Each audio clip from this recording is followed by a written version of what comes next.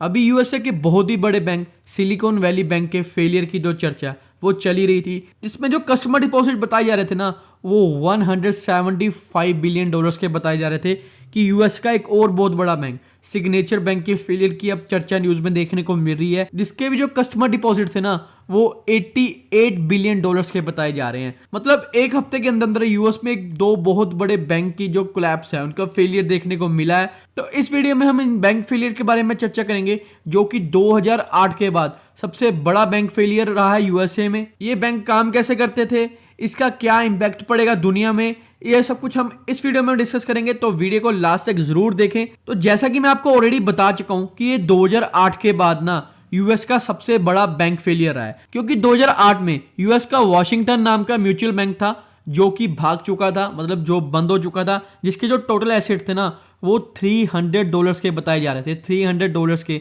मतलब इतना बड़ा बैंक यूएस का जो भाग गया था 2008 में। और उसके बाद अब 2023 में जाके ना सिलिकॉन वैली जो बैंक है वो भी बंद हो चुका है, जिसके जो टोटल एसेट बताए जा रहे हैं ना वो मोर देन $200 बताए जा रहे हैं।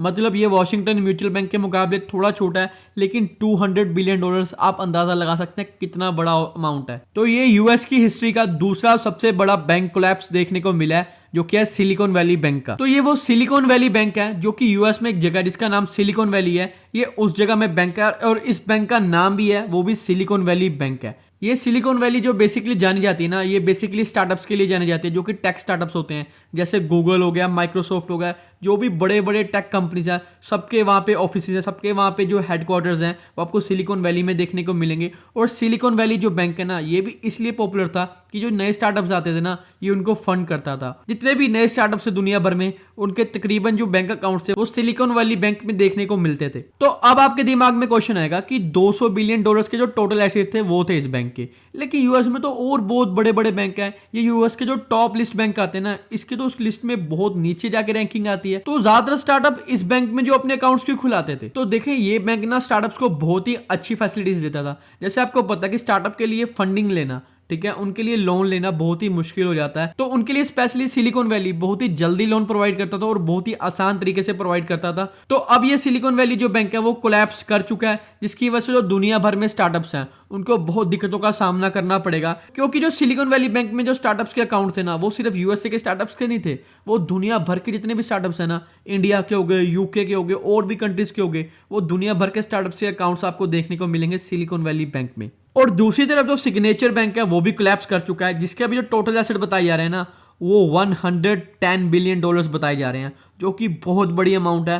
तो अब ये बैंक भी यूएस की बैंक फेलियर हिस्ट्री में 3rd नंबर पे रैंक करेगा, 3rd लार्जेस्ट बैंक फेलियर, क्योंकि जो इसके टोटल एसेट्स है ना वो $110 बिलियन के हैं, और जो डिपॉजिट बताए जा रहे हैं ना इस बैंक में वो भी $82 बिलियन बताए जा रहे हैं। तो इस सब के चलते ना जो इंडियन स्टार्टअप्स है उनके millions of dollar silicon valley bank में फंस चुके हैं। लेकिन यहाँ पे ना जो यूएस की एफडीआईसी है, जैसे इंडिया में आरबीआई है, ऐसे यूएस में एफडीआईसी है, फेडरल डिपॉजिट इंश्योरेंस कॉर्पोरेशन। इन्होंने ना यहाँ पे इंश्योरेंस दे रखा है। मतलब अगर किसी डिपॉजिटर का $2.5 लाख तक का जो पैसा जमा कर रखा है बैंक अकाउंट में, तो उसको रिफंड मिल जाएगा अगर वो बैंक भागता है। अगर उससे ज्यादा भी जमा करा रखा है तो भी उनको $2.5 लाख तक का ही मिलेगा। अगर उनसे कम करा रखा है तो जितना उसने करा रखा है ना, तो मान लो उसने $1 लाख तक अपना जमा करा रखा है, तो उसको जो $1 लाख है ना वो सारा का सारा उसको रिफंड हो जाएगा, जो कि एफडीआईसी करेगी। अब आपके दिमाग में चल रहा होगा कि यूएस में ये तो ठीक है, लेकिन अगर इंडिया में कोई बैंक भाग जाए तो फिर हमें क्या ऐसा कुछ मिलेगा? तो इंडिया में भी ये सिक्योरिटी प्रोवाइड की जाती है आरबीआई की तरफ से, लेकिन वो 5 लाख तक प्रोवाइड की जाती है,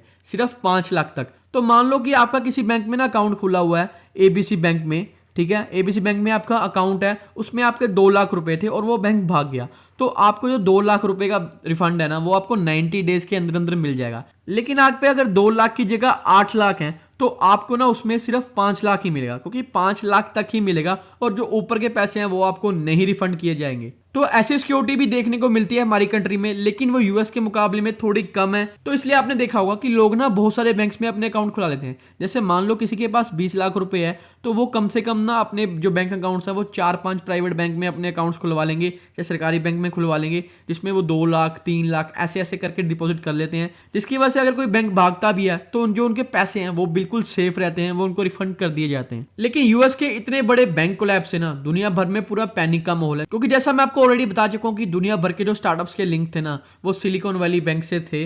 और कोविड-19 पेंडेमिक के बाद से ना वैसे ही स्टार्टअप्स को बहुत सारी दिक्कतों का सामना करना पड़ रहा है, उनको अच्छी फंडिंग नहीं मिल रही और यहाँ पे जो उनके अपने डिपॉजिट थे, अपनी सेविंग थी ना बैंक में, वो भी खत्म हो चुकी है, वो भी बैंक कोलैप्स कर चुका है। तो अब आपका यहाँ पे क्वेश्चन होगा कि एक हफ्ते में 2 बैंक यूएस में, क्या आगे चल के और भी बैंक्स फेलियर हो सकते हैं? तो देखिए मैं ऐसा कुछ भी नहीं कर सकता, ये तो आने वाला वक्त ही बताएगा, लेकिन एक्सपर्ट्स के हिसाब से आगे चल के और भी बैंक फेलियर्स देखने को मिल सकते हैं। तो यूएस ना ऑलरेडी डिस्कस कर रहा है कि आगे चल के अगर और ज्यादा बैंक फेलियर होंगे ना तो हम बैकस्टॉप डिपॉजिट को फंड करेंगे। तो फ्रेंड्स ये थी आज की वीडियो। आई होप आपको ये वीडियो अच्छी एंड इन्फॉर्मेटिव लगी होगी। अगर आपको ये वीडियो अच्छी लगी हमारे चैनल को सब्सक्राइब करें, वीडियो को लाइक एंड शेयर करें एंड थैंक्स फॉर वॉचिंग।